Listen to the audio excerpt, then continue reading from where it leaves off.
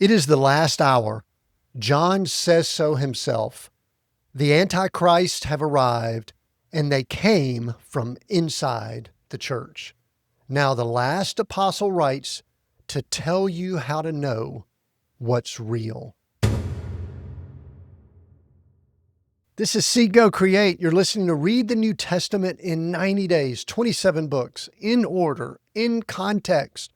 We're walking through the New Testament the way it was written, in the order it was written, so you can hear it the way the early believers, the early first churches did. We're about to dive in here. Don't forget to go to k2m.foundation/NT90 just to get background information. That's a hub where you can kind of circle back and listen to some of these previous episodes, and all of those are there, plus some other notes and information. k2m.foundation/NT90. Today, we have 1 John, a letter from the beloved disciple to churches under threat. I always like to sort of smile when I hear that term, the beloved disciple, because John pretty much gave himself that name, the one that Jesus loved. And so anyway, I always smile a little bit. I like that. Here's some key facts.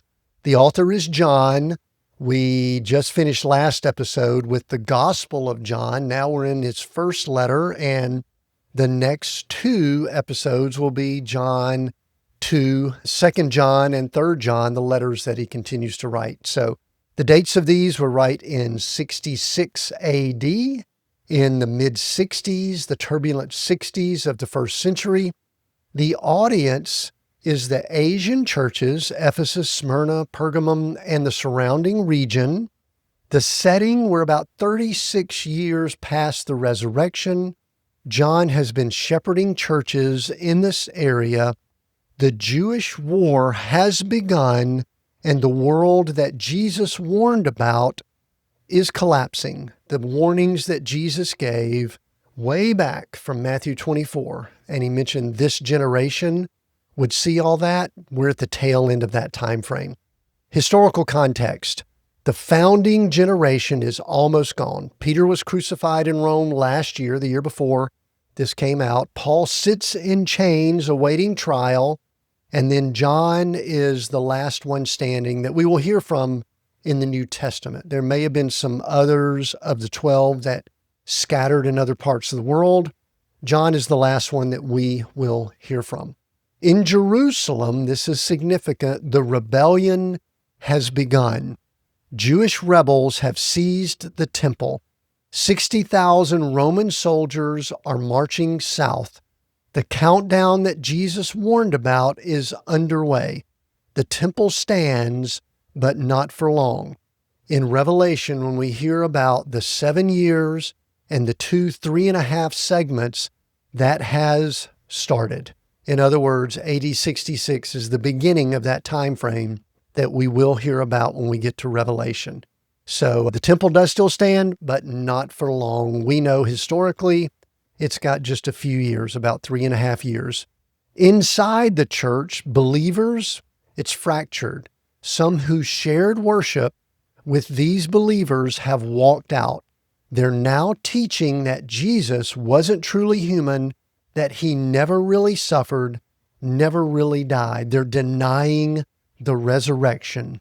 John calls them what they are, antichrists, not one individual, but groups of people that deny the resurrection of Jesus Christ. Those are antichrists. Their departure, he says, proves it's the last hour that Jesus mentioned. This is letter number 1 of John's prolific season. He's writing his gospel in these letters almost simultaneously, we believe. Same vocabulary, same heartbeat, light, life, love, truth. He's anchoring the church before the old order, the old covenant collapses. These Asian churches, Ephesus, Smyrna, Pergamum, and the surrounding region, will hear from John again. He's already released his gospel, we believe, his letters, and then eventually Revelation, all flow to this same network of believers.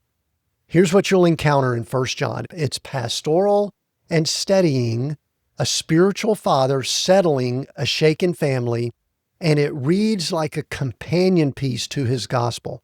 Same vocabulary, same heart. It is the last hour. In chapter 2, verse 18, John names the moment. The Antichrist have come. Many have already left. He'll mention walking in the light. God is light. Walk in it and you have fellowship. Confess and he cleanses. The testing of the spirits. Every spirit that confesses Jesus Christ has come in the flesh is from God. That's the line. Antichrist, we hear that. We've already mentioned it. John introduces this term. Not a single end times figure or person, but anyone that's denying Jesus came in real flesh. Many antichrists have already appeared. Love one another. Whoever loves has been born of God. And if you say you love God, but hate your brother, you're a liar. Strong words from John. Assurance. I write these things that you may know you have eternal life in chapter 5, verse 13. John wants certainty, not anxiety. A test of genuine faith isn't mystical knowledge. It is love made visible. All right, you're going to read 1 John in one session, nice short letter.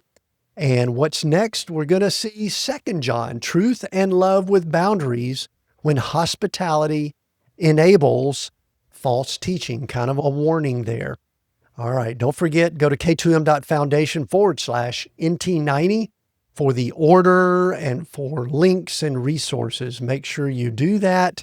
And let's do this. Before we read, let's set the scene for this letter from John.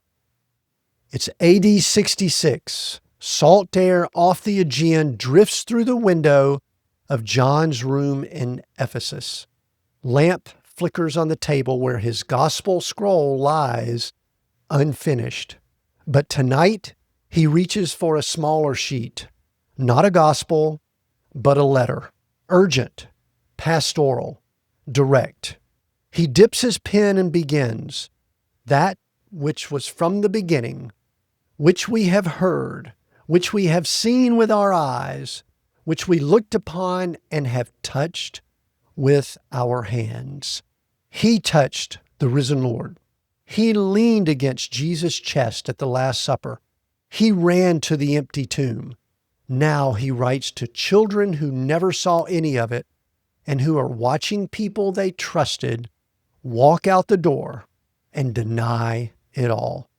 John will give them 3 tests to hold when everything shakes. Do you walk in the light? Do you confess Christ came in the flesh? Do you love one another? When this letter reaches the churches of Asia Minor, believers who feel the ground giving way will find something solid to stand on. Now, let's read.